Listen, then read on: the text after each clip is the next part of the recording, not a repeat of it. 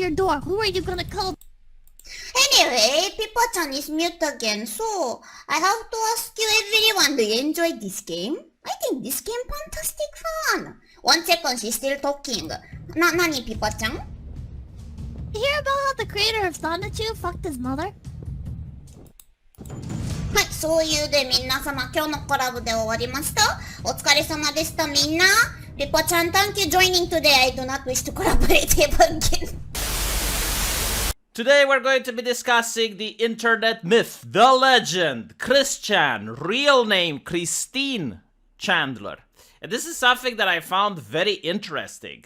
Throughout the last couple of years, there have been a couple of cases where mass shooters happen to be transgender. And if you went on the Twitter and you'd have said something, oh my god, like I can't believe he did something like this, you would receive comments from decent human beings, members of Twitter, saying you can't believe she did something like this. Just because they're a mass murderer and they got shot by the cops doesn't mean you get to misgender. Very important.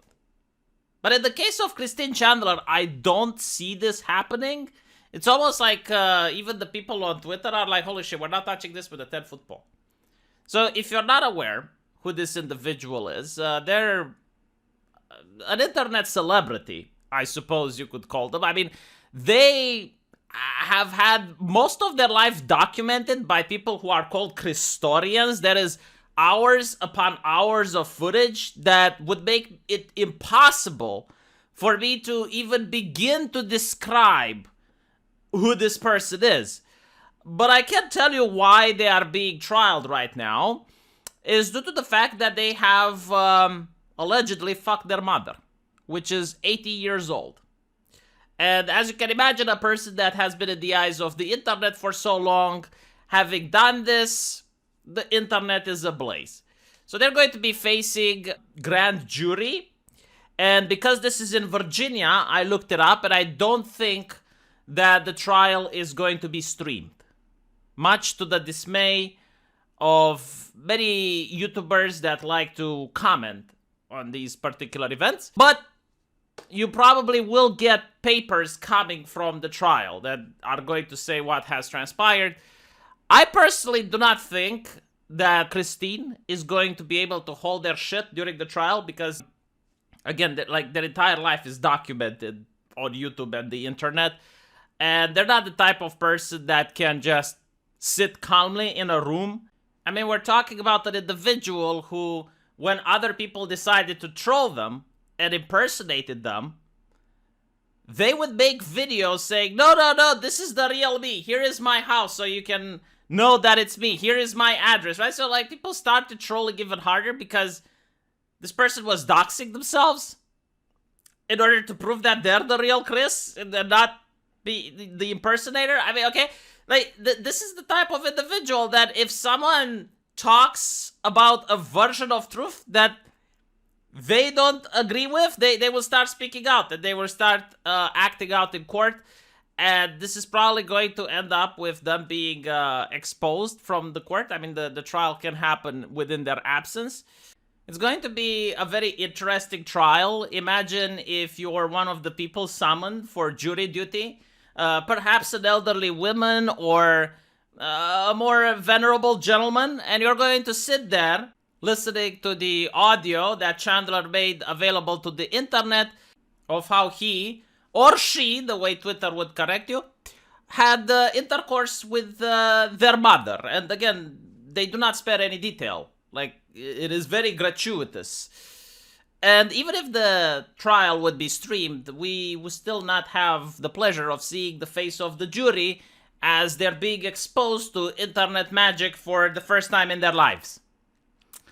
Now, with that out of the way, I would like to point out that there is something Chris has done, and that is rolling a natural 20 on their defense. Apparently, they're going to get one of the best defense lawyers in Virginia. I don't know if it's Barbara, the mother, which has managed to get this connection, or if it's simply by luck. But they are going to get a solid defense, it would seem.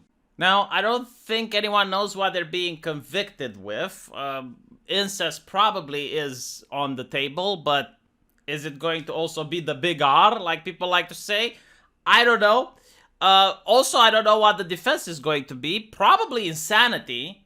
And this is a case where anyone looking at it would say, yeah, I mean, that's kind of reasonable. I mean, the man is mentally ill, and I'm not saying this as an insult. I am saying this as an observation. Like, reality does not coincide with how this person thinks. Like, they believe that the comic book they're drawing is actually real and the dimensions are going to merge. So it is a very peculiar and bizarre individual. To which I would like to add something that personally upsets me, and this might be a little bit controversial, I don't know. I don't understand how American law is like in this situation, but in my country, the person that instigated Chris to do this should also be trialed. So the reason Chris decided to have intercourse with his mother is due to the fact that he was being instigated by a lady which had a fetish about incest, and they pushed Chris to do this. So they took advantage of a mentally ill individual, pushing him to commit a crime. Again, in my country, this would be instigating to commit crimes, so it would be punishable. Like, Chris would, of course, be sent to court, but this lady would also be sent to court.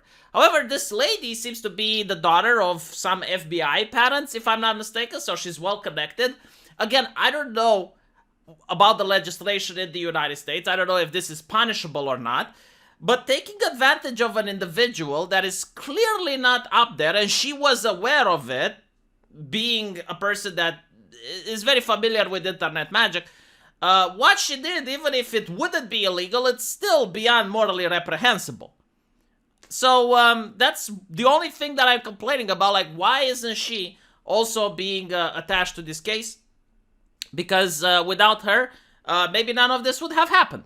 Now, from my understanding, Chris has already spent 1 year in jail, and there were pictures coming out with him getting beaten up.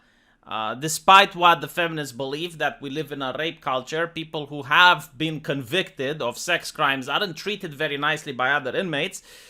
And it seems that Chris would actually spend some time in prison now. A lot of people were claiming that Chris would end up being homeless anyway if they were to get out. But while I did see a Sonichu medallion allegedly made by Chris being sold for $2,000, I do agree that, chances of Chris being homeless would be quite high, due to the fact that I don't know if they're even able to know how to monetize the merchandise, or even if this would actually be a long trend where they could still make medallions and sell them, or make comic books and sell them. Right now they're being sold very high due to the trial and due to the fact that everyone is talking about it. But several years from now, probably not many people are going to buy the merchandise. I do remember, however, that when Chris got arrested, the Sonichu comic book was on Amazon's top 20 most sold comics. So whenever this comes into the spotlight, the merchandise gets to be sold quite high. Again, preferably, if this was in Europe, Chris would have been placed in a mental institution where they would get the help they desperately need. But from what I understand, in the United States, the mental asylums have been shut down, and as such, I think prison is the only option. Let me know what you guys think, though, and I'll see you in the comment section. Take care.